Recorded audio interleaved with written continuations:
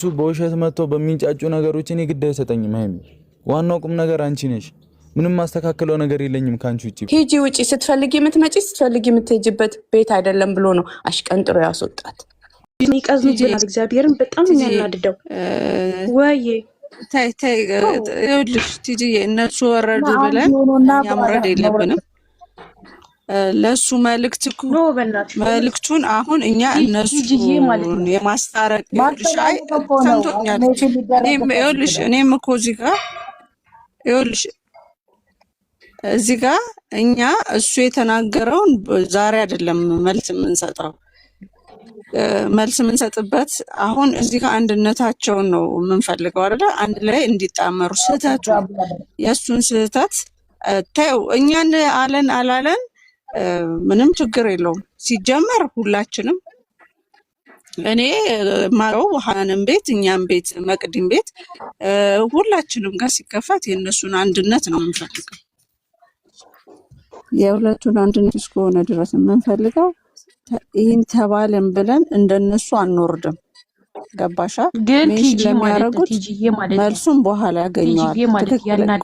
እግዚአብሔርም በጣም ነው የሚያናድደው። ትክክለኛ ሰው ይኸውልሽ፣ ትክክለኛ ሰው እኔ የምናደደው እሷ ብትሆን ያለችኝ ልናደድ እችላለሁ። ምክንያቱም ለእሷ ብለን ጊዜያችን ብዙ ነገራችንን እንሰዋለን። ሁሉም እዚህ ጋር የተቀመጠው ብቻ ሳይሆን ነዘርም ነገር ከእሷ የወጣ ነገር የለም። እኛ አንድና አንድ ማውጣት ያለብን ይሄ ላይ ራስ ካስተካከል ይሄን ደግሞ አንቺ አስተካኪ ብለን ነው መሄድ ያለብን። በአሁን ሰዓት የተገሩ ልክ ነው እያልኩ አይደለም፣ አልተሰማኝም። እኔ አሁን ዛሬ መግባት አልፈለኩም። ትልቅ መምህር ነው፣ ከልጅነት እስከ እውቀት ያስተማረንን መምህር ነው ያጣ ነው። እንደ አማኝ እንደ ቤተ ክርስቲያን ልጅ ግን ሳይ የእሷ የተሰማት ስሜት ስላለ የእሱ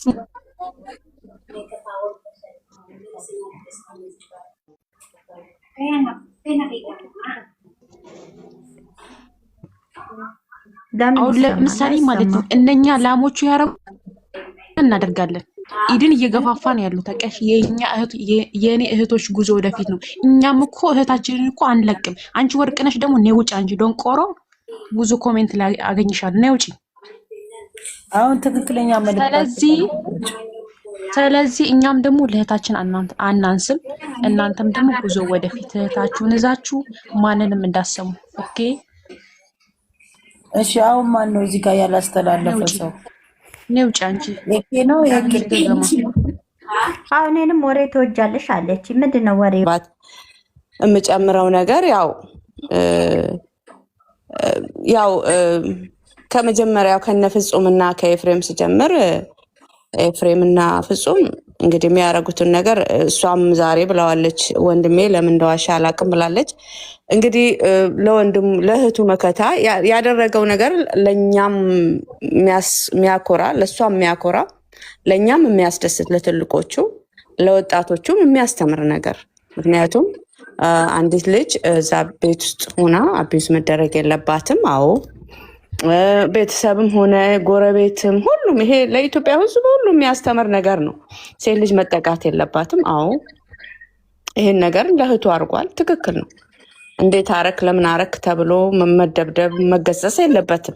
እኔ እንደሚመስለኝ ትክክል ነው ያደረገው። እህቱን ሴቭ አድርጓል። ልክ ነው።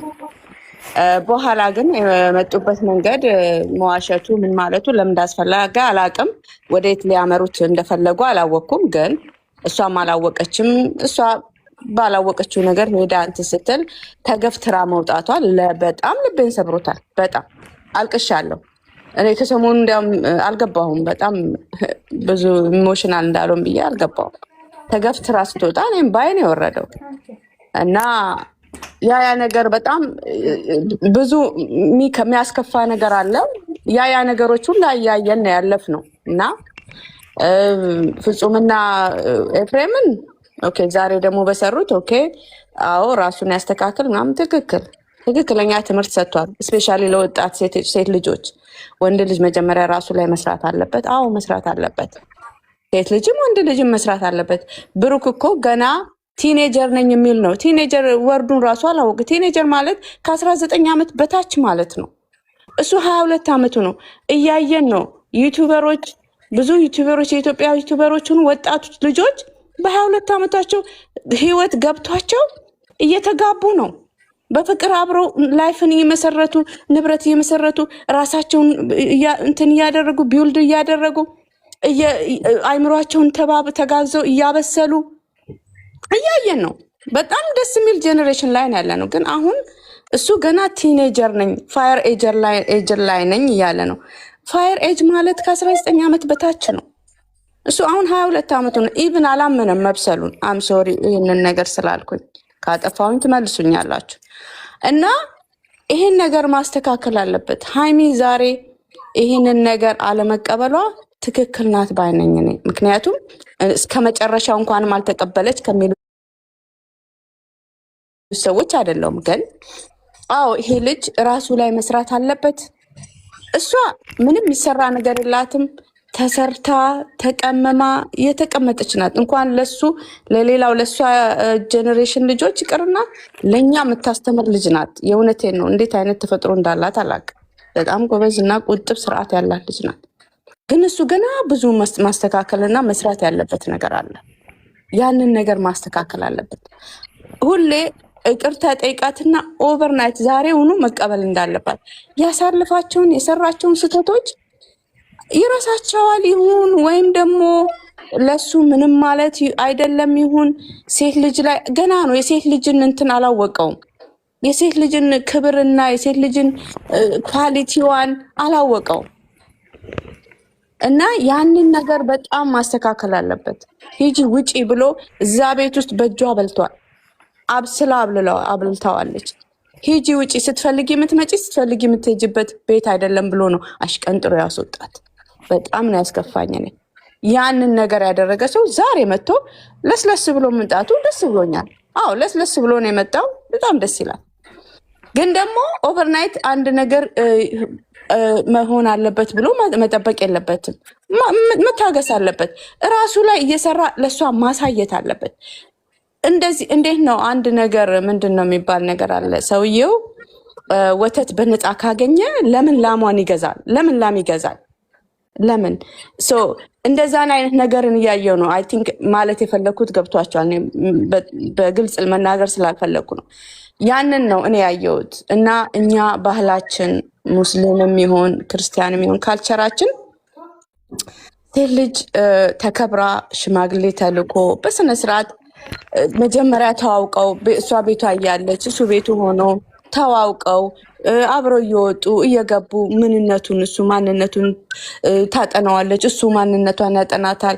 ምን ይላል አይኖ ለስራ ይሆናል እዛ ቤት ውስጥ አንድ ላይ የሚኖሩት ግን እያየነው ጥሩ መንገድ አልያዘም።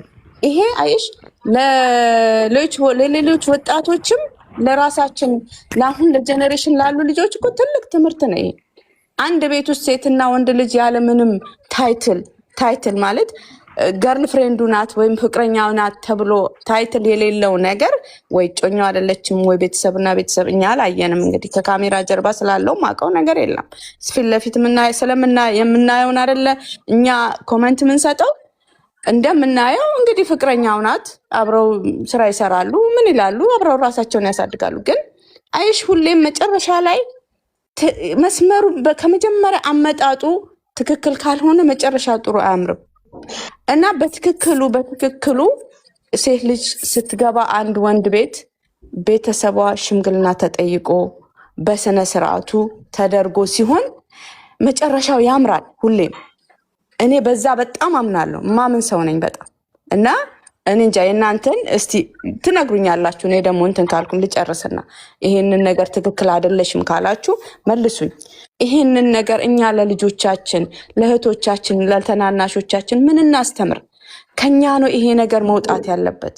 እነዚህ ልጆች ያደረጉት የነበረው አብሮ መኖር ለእኔ ስህተት ነበረ። በስነ ስርዓቱ ውጭ ሆነ አብሮ ተዋደው ምን ብለው ሽማግሌ ልኮ ያስገባት። የዛኔ ክብር ይመጣል። በቃ ቤተሰብ የሚያውቃል ሁሉ ነገር። አሁን እኮ ለሽምግልና የማይመች ነገር ነው የሆነ ያለው። አንድ ሁለተኛ እሱ አሁኑኑ ግቢ ማለት ከዚህ በፊት ስንት ጊዜ ይቅርታ ጠይቋታል። ተጠይቃለች። ተጠይቋት ግን መልሶ እንደገና ሌላ ሴት ያመጣና ቴስት ላረግሽ ነበረ፣ ልፈትንሽ ነበረ፣ እኔ እንደምትወጂኝ እንዳቅም ሁሌ ቴስት ያረጋታል። ይሄ ቴስት መቼ ነው የሚያበቃው? ሁሌ ፈተና፣ ሁሌ ልፈትንሽ ነበር ፈተናውን